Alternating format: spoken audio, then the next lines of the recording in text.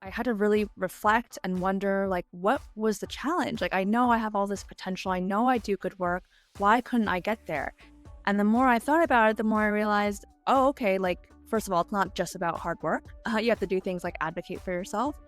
And you have to think of yourself as a CEO of your own career because even if you have the best managers in the world, you are going to care most about your success. You're going to know about your goals. You're going to know what you want, and you're going to be most invested in you. Welcome to That Pivotal Moment of Change, the podcast about the career stories that shape who we become. Wins, stumbles, tough calls. We get into all of it.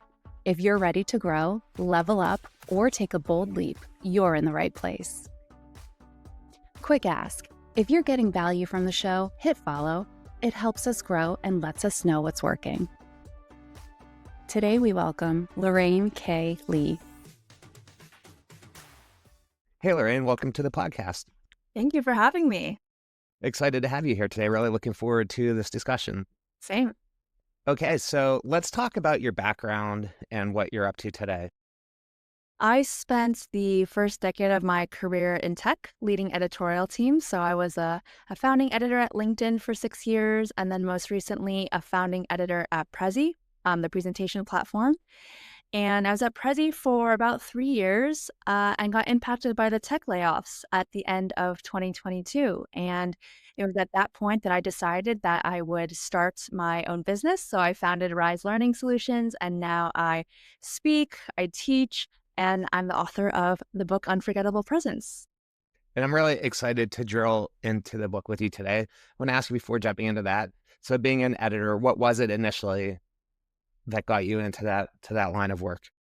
I was a journalism major, so I went to Northwestern in Chicago, and I knew while I was there, I wanted to do something journalism adjacent for work, but not actual traditional journalism. And it just so happened that when I entered the job market, tech was booming and content roles within tech were booming. And so I feel so fortunate that I entered at that time. And, because of the timing, I was an original editor and founding editor at these companies and got to kind of build the content teams from the ground up. And yeah, it was my journalism background that brought me here. And then just a bit of luck ending up in Silicon Valley. I had a former internship manager when I reached out asking her, "Oh, are there any jobs that you know about?" She was like, "Oh, I'm working at this startup in Palo Alto. Like, you should come. It's great." And so decided to take a chance, and I've been here ever since. Okay, so I was lucky to receive an early copy of Unforgettable Presence. So really excited to talk to you about that today and ask a few questions. Can you give a quick overview of the book and talk a little bit about who it's written for? Unforgettable Presence is redefining what presence means so that it is both about how and where you are seen. I think so many of us, Ryan, like when we hear the word presence, we think, oh, it's executive presence and it's how I show up in the boardroom in front of a super high stakes meeting. But what I'm saying with this book is that presence is a bunch of moments that build up over time throughout your career, no matter your industry, level, role. And in order to move from overlooked to unforgettable, and I talk about my own story in the book of, how I started off that way, presence is going to be the answer. So this book is really meant to help rising leaders, those mid-career professionals who are trying to really be seen, get visibility, and reach those more senior levels. I think is one of the hardest jumps to make. What inspired you to write this book? It was a former colleague, actually, who reached out to me on LinkedIn. He was congratulating me on my LinkedIn learning course, and he sort of made this joke like, "Oh, when's the book coming out?" And that's when the idea first got planted in my head, and I was like, "Oh, I never thought about writing a book, but maybe that makes sense for me." And so I decided that, I would wait to work with a publisher. It just so happened that after 1 year in business, a few publishers reached out to me. I thought it was the universe telling me it was time to write this thing. And then when I started coming up with the proposal, the ideas flowed quite naturally. I think I had, at that point, enough experience, corporate experience, solopreneurship experience, where the idea really formulated. And I thought, okay, this is the book that makes sense at this time right now, given the way work is. And also, I know the audience that I want to speak to. So going back to getting into editorial journalism, writing a book was never something that was on the roadmap. Never. Yeah, I know you would think, but my writing background did help me write the book. So it wasn't as painful as maybe some other people might think it if they don't like to write. One of the things you talk about in the book is personal brand. Can you define what you think that means and why it's important? Personal brand is essentially your reputation and what you want to be known for and the value that others can expect that you will provide. And I think personal brand in a career context can feel a little bit maybe disingenuous or like you're promoting yourself all the time or you're like a brand doesn't apply to a person, it's only for a company, but it does apply to all of us, and it's something that we all already have, and it's something that we can either be intentional about and formulate and create and grow, or we leave it to chance. And so in the book, I actually call a personal brand a career brand because I feel like it's a little bit more digestible and it explains a little bit more why you need a brand. Your brand is in service of helping your career. And again, it's your reputation. We all already have one. It's just about, are you going to do something about it or are you going to be passive, sit back, and let others define it for you? To me, it's a super interesting thing. It's something I think a lot of people don't think about until later in their career. And I've talked about this a few times, throughout the course of the podcast. For me, I feel like I started thinking about it later. Or looking back, it's one Yeah. of the things, if I could do something again, I'd probably go back and say, I wish I started thinking about personal brand earlier.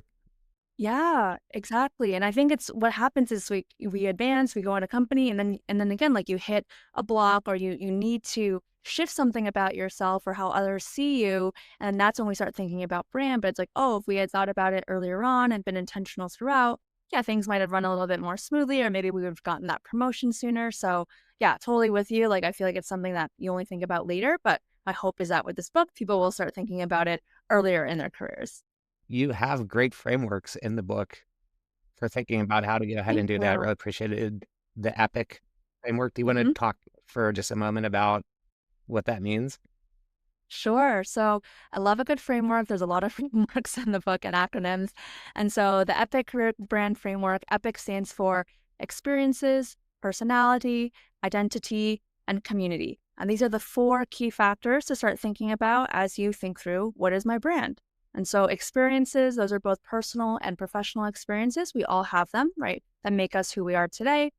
Personality, we have unique traits, soft skills that make us who we are. So, for example, I'm an introvert. That's part of my personality, part of my personal brand. Identity, this can be the values that you strive to sort of stick to in a workplace. It can also be your cultural values and identity and background that make you who you are. And the last piece, this last C, community, this is where most people I think miss the mark, is okay, you come up with the EPI, but it needs to align with how the C, your community sees you. If you are trying to create a brand where you are viewed as like a really senior marketing leader, but you are 1 year out of school, that's probably going to be a really big disconnect. So you need to have something that's a little bit more realistic, make sure that others around you are seeing you in that way, and if not, adjust accordingly. So you need to also be getting feedback and making sure how you see yourself is how others see you as well. One thing that I really like that you said there is how you've made being an introvert part of your personal brand. Whereas I think a lot of people might look at that and say, this is something I have to try to design my brand around. So it's not really part of it. Yeah, or like avoid it or just pretend you're not. Yeah. And it's one of the things also that you've talked about where people who are introverts do have superpowers that go along with it that they should learn how to embrace. And I know that when we talked the first time, I think this type of thing came up also, but I think a lot of people think the people out there who are putting out a lot of content and speaking are extroverts. And in my experience and going to conferences and speaking at conferences and knowing how I am, I'm not an extroverted person by any means. I was gonna ask, are you introvert or extrovert? Yeah. I would definitely consider myself to be more of an introvert. I think it takes a bit before I get to know somebody and open up or get into a situation that's very social and just be comfortable kind of putting yourself out there and being social. That takes a lot of work for me. Yeah, it's a lot of energy. You gotta psych yourself up. I'm like that too. Yeah, and going to conferences and meeting other people who speak, most of the people I talk to, when you get to know them and this type of thing comes up, most of the people I know who do that probably consider themselves more of an introvert. than an extrovert, and they're the ones on stage standing in front of a lot of people telling some type of story. I've always thought that's really interesting. I think that's a common misconception that you need to be extroverted to speak on a stage. And to your point, Ryan, like introverts are so well suited for presentations because you're thoughtful. Introverts are very thoughtful. They connect well and like care about their audience, right? So you're going to be more empathetic. You're going to cater the content towards them. You're very prepared. So it's more of a controlled environment, speaking. So we can practice, and make sure that we really know the content. And yeah, and there's just so many things I think lend themselves well to this. So if you're an introvert listening and you're like, like you've thought about public speaking, I would definitely encourage you to take that first step and know that you do have those superpowers and that you can exceed and do very well at it. Can you talk a little bit about your story getting into speaking yourself? I joined Prezi in, let's see, late 2019. And at the start of 2021, I decided, okay, I want to get better at public speaking. I work at this presentation company. I was also inspired by my former colleague, Spencer, who's also a mentor of mine. And I would see him speaking, and I just thought, wow, he just looks so smart, capable, confident. Like, I want to speak like that too. And so I asked him if he was willing to mentor me. He was so kind. He said yes. And so I would send him recordings of me. And thankfully, this was, start of 2021. So a lot of virtual opportunities to practice speaking. And it wasn't with the goal to become a professional speaker. It was really, again, just get more comfortable public speaking to help my career internally. But it just so happened that the more I practiced and the more I got out there, I improved. People seemed to connect with me. And I, even though I was nervous, I also enjoyed it. And I feel like it was a fun challenge to do. And so over time, it did become a little bit of a side hustle. And then now it's a big part of my business. And yeah, it's crazy how these things happen, right? I didn't expect it for myself, but it's been one of the most important parts of my career. I think one of the things that really boosted my confidence and also boosted my visibility both internally and externally. And in terms of, you mentioned just starting off doing it, having nerves. Did that ever go away for you? I don't think nerves ever go away. So my mentor I mentioned, Spencer, I interviewed him for the book. He said this funny line that was like, there's two types of speakers in this world, those who get nervous and those who lie about it. And so the thing I've learned is that we shouldn't try to get rid of the nerves. I don't think they truly go away, but we can learn how to harness them better. And nerves can actually be a good thing, right? They help us be more focused, be more attentive, be in the moment. And so those are all good things. We just don't want the nerves to take over so that we, you know, forget what we want to say, want to run off stage, all those things. And the more you practice, the more you work through those nerves, it'll just get easier the more you do it. I've also heard people say that when somebody is speaking and they feel nervous and maybe they come off a little bit nervous and they think everybody who's watching this is going to see me in a certain way. And in reality, the people who are actually watching the talk don't care. Yeah. And they don't notice. And because we're our own harshest critics. Right. 100%. I've done podcasts, I've done TV interviews, I've done speaking engagements, and I'm like, oh, I messed that up, or oh, was that awkward? And I'll watch myself back, and I'm like, huh, I guess it was fine, and everyone loved it. And so yeah, we're our own harshest critics. I had somebody on the podcast fairly recently, and one of the things he talked about, which has really stuck with me, is when you're giving a talk, what you deliver when you're on the stage, that's the version of perfect that you should be looking for, more so than trying to live up to something you did when you kind of rehearsed it or practiced it on your own. To me, that just really resonated. Like that. You discussed the concept of being the CEO of your own career. How does that mindset make an impact? That was such an important shift for me. In the book, I open up the intro talking about my time at LinkedIn, which I loved, and I worked on really high priority projects. My coworkers liked me. I liked my coworkers. Like, a wonderful place to work. And yet, as hard as I tried, as much as I worked, I could not get past that mid-level to that senior level. And it was only after I left LinkedIn to join Prezi where, I had to really reflect and wonder, like, what was the challenge? Like, I know I have all this potential. I know I do good work. Why couldn't I get there? And the more I thought about it, the more I realized, oh, okay, like, first of all, it's not just about hard work. You have to do things like advocate for yourself. And you have to think of yourself as a CEO of your own career because even if you have the best managers in the world, you are going to care most about your success. You're going to know about your goals. You're going to know what you want, and you're going to be most invested in you. And so to go into a career with that mindset, it completely changes the game in terms of how proactive you are, how clear you are when you ask for things, how often maybe you raise your hand for those new and exciting projects. Like, there's just so many benefits that come from adopting that mindset. And so that was really critical for me. And then once I joined Prezi, I got promoted after a year to director, to a very senior level, right? And that's something I really wanted for myself. And that happened because of that mindset shift. Cool. And that's an interesting point when you think about promotions and moving ahead at work. I think one of the mistakes I've made in my career is thinking, okay, I do good work and I'm just going to sit back and everything is going to come to me. And I think I've learned a few very hard lessons where I put in a Yeah. lot of work and I put in a lot of time and I thought I was going to be rewarded and it doesn't happen. And what you start to learn is you have to advocate for yourself. Yep. And that's a very tough thing to do. It's something I think I still struggle with today. I encourage people who report to me at work that, that they should be doing that, but it's a really difficult thing to do. It is quite uncomfortable. I don't think I've advocated as hard for myself as I have with this book.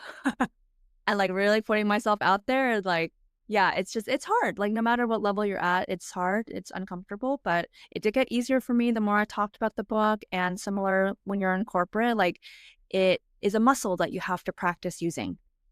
And you gathered more than 140 insights from dozens of other business leaders and content creators. How did you choose the people you used to help, craft messages you've conveyed in the book?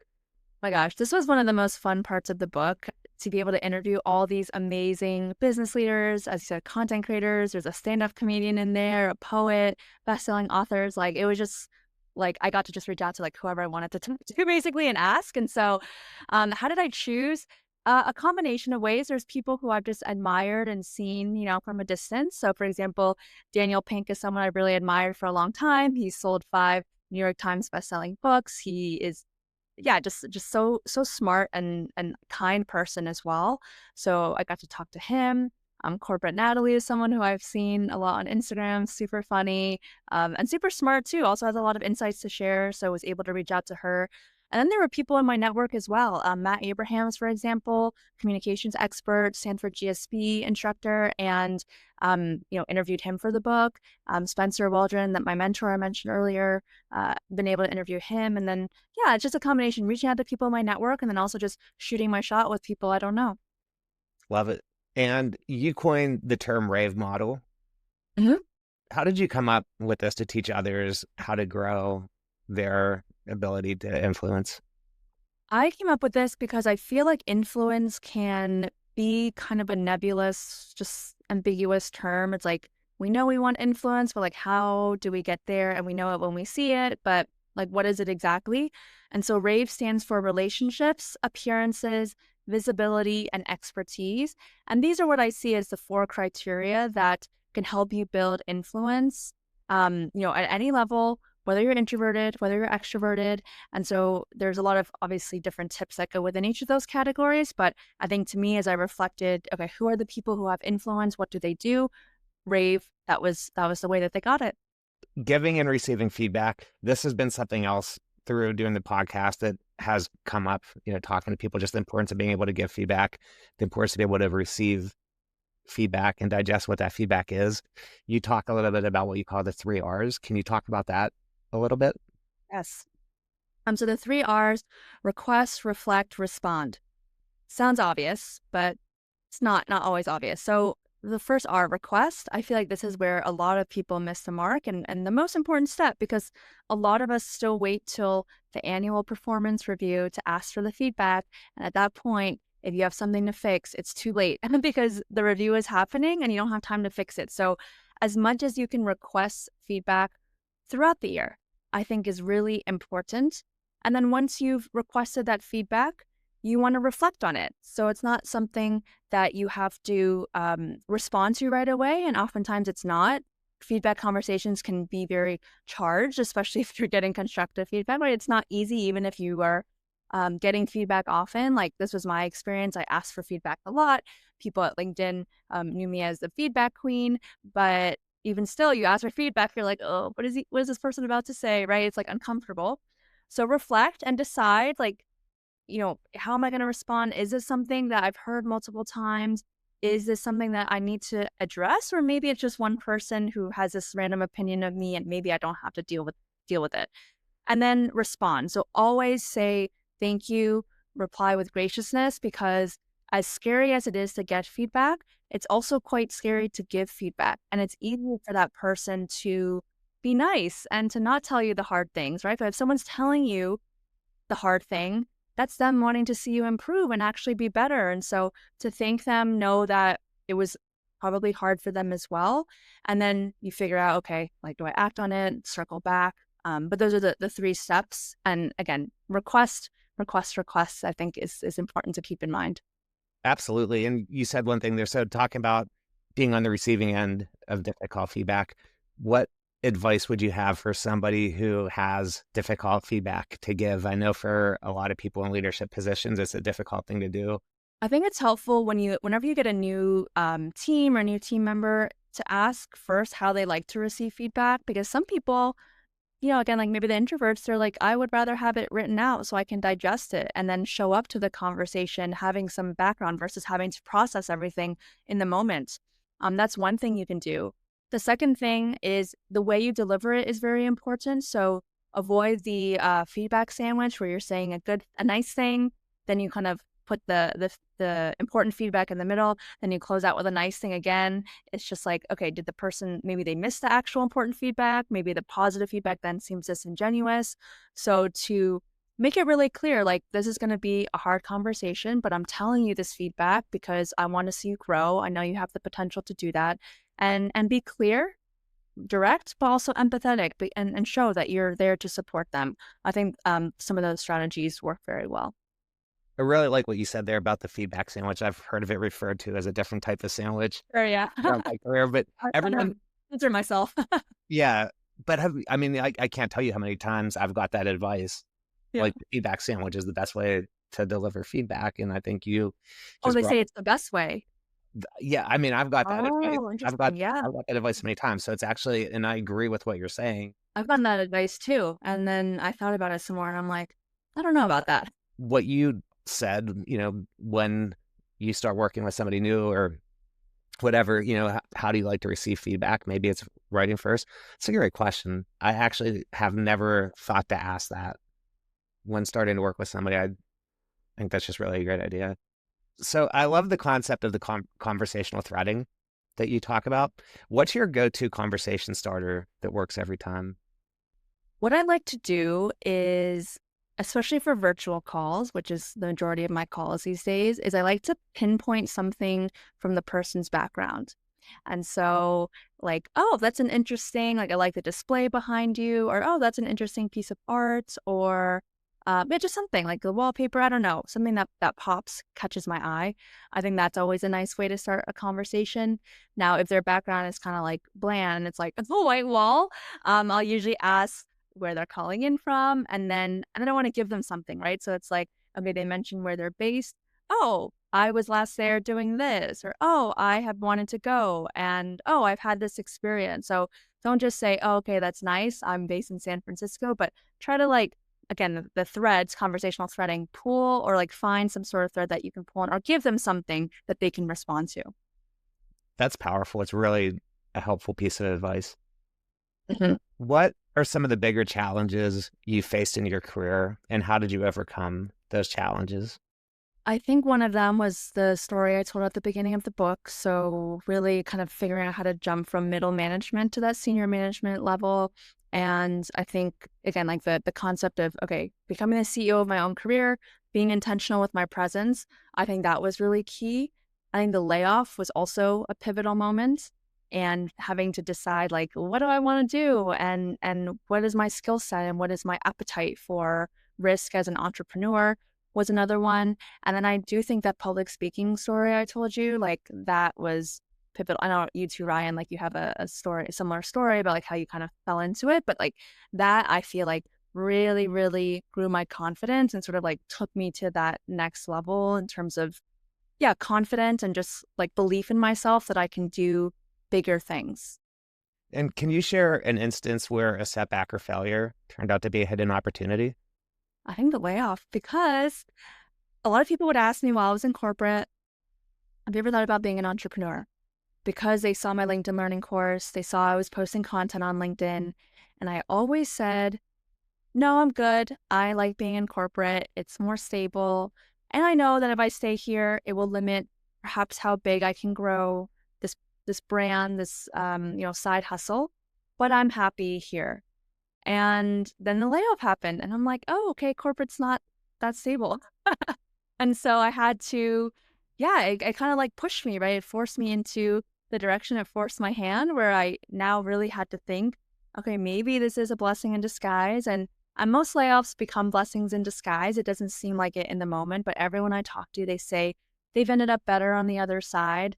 And so that's what happened to me, I think. And not to say, maybe one day I won't go back to corporate, but for now, I'm really enjoying what I'm doing and growing and learning every day, which is what I love about, this work. It's so true what you say about the layoffs. And I know it's awful and I don't wish that on anyone. But Right. one Yeah. common thread I have heard doing this is I got laid off and it was horrible in the Yeah. moment and it hurt and it was really difficult to get over. However, it led me to a much better place. I wouldn't be where I am now if I didn't go through that moment. And now looking back on it, it's something that happened more so than something that defined who I am. And I think it's just a really good way to think about something that is very difficult, especially today when a lot of people unfortunately are going through it. Yeah, I know. It does not feel like it in the moment, that's for sure. But once you land on your feet, I think everyone I've spoken to has ended up better for it. Looking back, would you have done anything differently in your career? I'm so happy where I'm at now, and I feel like all the things needed to happen in order for me to be able to teach people, how to build their presence and how to work smarter, not harder in their careers. But, if I were to go back in time, I wish the lessons in the book, like it's written for a younger me, and I wish I had known some of these things. I think I would have advanced faster in corporate, right? And also just grown my career in a better way. But yeah, I can't change the past, so I'm happy where I'm at now. But if I were to go back in time, I would give my younger self this book and be like, read it. And looking ahead, what are you most excited about? Oh gosh, well, my book only came out last week. I'm not sure when this podcast is being released, but end of April. And I feel like there's going to be so many exciting things that come up through this book. And one piece of career advice I always like to repeat, to share, is to over prepare, but don't over plan. And so, I have the skills, I have my team, I have all the different things I'm doing in my business, but I want to stay open because I think that's part of the fun of entrepreneurship is that there are going to be a lot of different things that can happen that are possible. I just have to choose a direction. But yeah, essentially staying open. I feel like I keep hearing from other authors that the book opens up a lot. So I'm just excited to see what that is. You put out a lot of great content. Could you talk a little bit about where the inspiration comes from for a lot of what you're talking about? When I started posting content while I was at Prezi, it was not a very systematic way. I would set aside, let's say, an hour every Sunday to write 3 to 4 posts for the coming week. Now, what happens is, okay, it's Sunday, you're tired from the weekend, and maybe things happen that you weren't expecting, and oh, I don't have an hour to write. And that wasn't the ideal way. Now I will set aside a few hours, a block of time, and think through, okay, what do I want to talk about? And I'll plan for like a month ahead of time. And that really helps with the content creation process because you're in a zone and you can keep going versus, oh, I need to like come up with an idea off the top of my head in this next hour or a few different ideas, right? And so having a system has been really helpful. And then the more you do it, again, like anything, it becomes easier more ideas just start popping in your head, like you're going on a walk and you're like, oh, wait, I should talk about that thing. And then I think one other point to make is that repurposing content is totally fine. Like, you don't have to have an original thought for every single post, and you can take a post that did well and have a slightly different beginning and maybe just adjust the content slightly. Or maybe you can repost the exact same post 3 months later. No one's going to remember because we're all busy and we're just reading a ton of content a day. And so there's different strategies you can do to kind of keep that content machine going, especially if you're in corporate. I know you know, you have your whole full-time job as well. And so it's a balance for sure. It's also thinking about cadence. And I think it's like, for me, I've been trying to put more content out and it's uncomfortable. It is uncomfortable because I feel like, is this too much? Is this going to be annoying? Do you have a goal for like how many times per week you want to post? Right now, I'm probably around 4 or 5 That's a times lot. a That's a week, lot. which Yeah. it's uncomfortable. I'll be, it's not something I actually talk about all, but yeah, it's totally for me out of my comfort zone. But Mhm. working with somebody who's telling me this is, with the podcast, and you Yeah. should be doing that, and the Yeah. frequency is really important. Yeah. Well, I'm impressed. You're doing 4 to 5. Yeah. My recommendation is for someone who's just starting, you don't have to go 4 to 5 to start. I think that will burn someone out pretty quick. You kind of have to build up to that. And then once you get there, great. And then you don't have to do 4 to 5. If you're like, I can only do once a week, great. Do whatever's sustainable to you.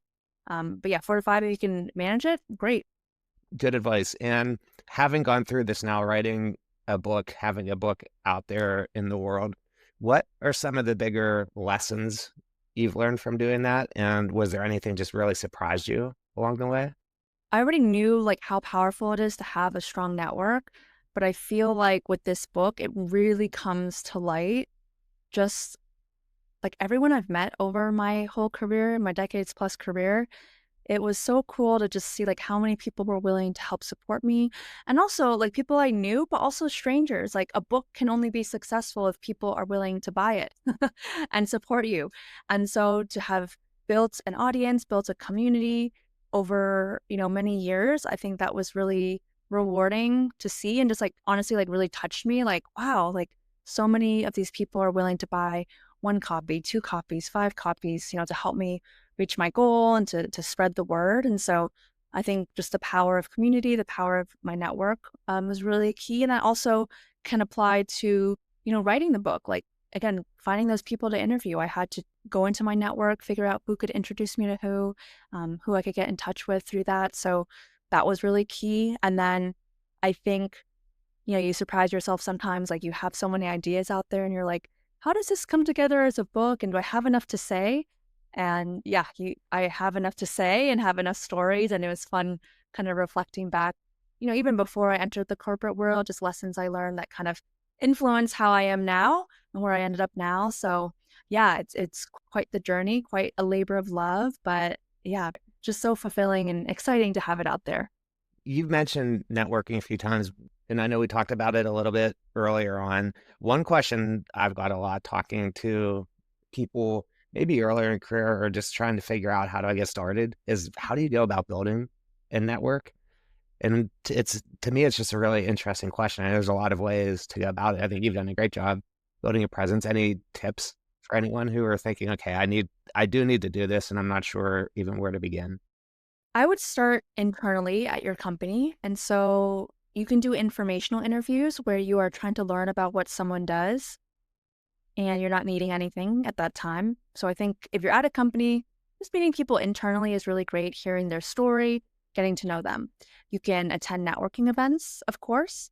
And one of my favorites is reaching out to strangers on LinkedIn and like just connecting with them. And you can either ask to chat, maybe you just follow them for now, but getting in touch with them. And that's when you have a strong LinkedIn presence. That's when that really helps, because when you get a note from a stranger, you're like, who is this person? I'm going to click through and just assess them very quickly. So when you have a strong LinkedIn presence, they'll be more likely to accept. And then the most important thing I want to say about the network is you have to follow through and follow up. I think this is where a lot of people miss the mark, is like you meet all these people at a networking event. Maybe some of them tell you about this article you should read or this person you should reach out to. And you either do it and don't say anything, or you don't do it. But someone is going to be so much more willing to help you if you go back to them and you say, hey, I did this thing. They're like, wow, this person listened. That was a good use of my time. I want to keep helping them. They're on top of things, right? So I'm going to want to stay in touch with this person. And same with following up. Like I have a annual holiday newsletter, which Ryan, you are now on, where I'm going to say like, hey, this is what I was up to all year. And like, tell me what you were up to. And it doesn't take a long time to write, but it's like important to have those regular touch points to stay in touch. And like, I want to hear about what other people are doing too. I know it's hard during the year to like have, you know, tons of meetings, catch up meetings, but that simple check in can go a long way in reminding them, hey, I'm here, I'm thinking about you, and I want to hear an update from you too. I know you've mentioned a few names earlier on, Mhm. but who have been your most significant mentors or influencers, and what lessons have you learned from those people?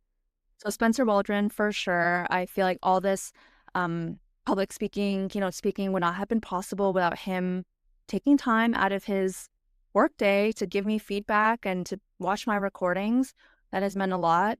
Matt Abrahams, as well, as I mentioned before, has been someone who really advocates for people who, you know, don't look like the typical faces that we see on stages. And he helped me get that opportunity teaching at, Stanford Continuing Studies.